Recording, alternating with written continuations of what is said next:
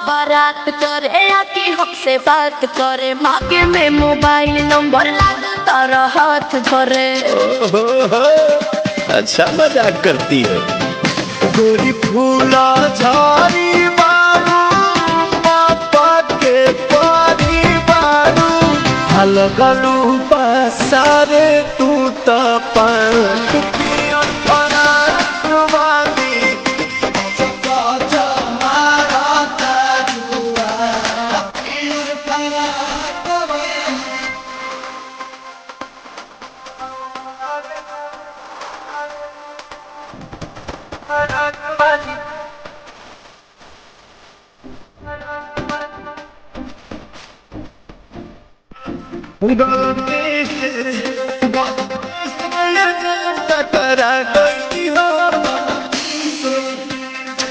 लड़की के देखी पागल आगिल बड़ा का, लागे कि भांग खा के आगिल बड़ा का।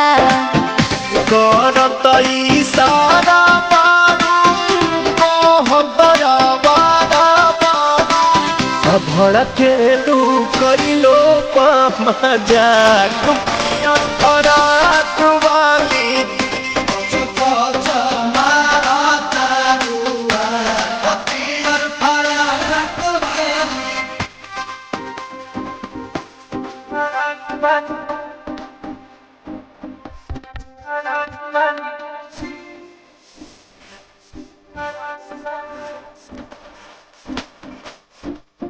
लगा हमर हो जा तू जानते ही अंगने में लगने में। सुना हमके पटावेला तू फूलवे से, मारब चला के रसगुलवे से।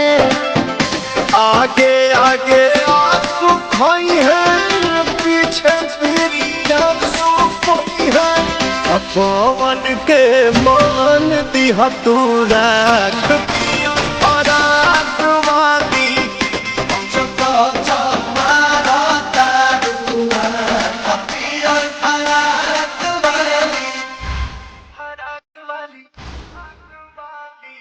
लगलू पसारे तू तो